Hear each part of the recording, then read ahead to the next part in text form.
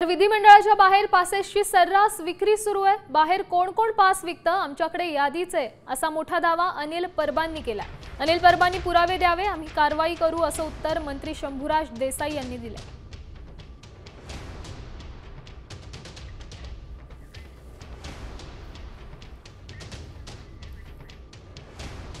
कोणी कोणी पास विकते, कसे पास विकले जात आहेत, त्याची मोडस ऑपरेंडी काय आहे, कुठून पैसे भरले जातात, कोणाकडे जातात, पहिल्या गेटमध्ये किती द्यावे लागतात, दुसऱ्या गेटमध्ये किती द्यावे लागतात, आमची ही इच्छा नाहीये।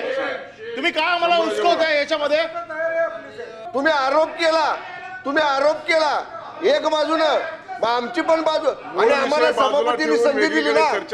सभापती महोदय तुम्ही नुसतं ॲफिडेव्हिट नाही, त्यांनी पुरावा द्यावा।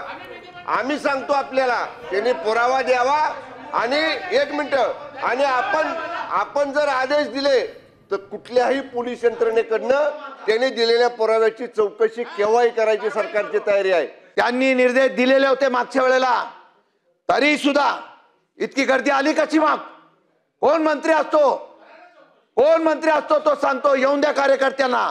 आता सभापती महोदय, जर आपण कुठे बाहेर जायचं म्हटलं तरी त्याला पोलिसांचा दाखला लागतो।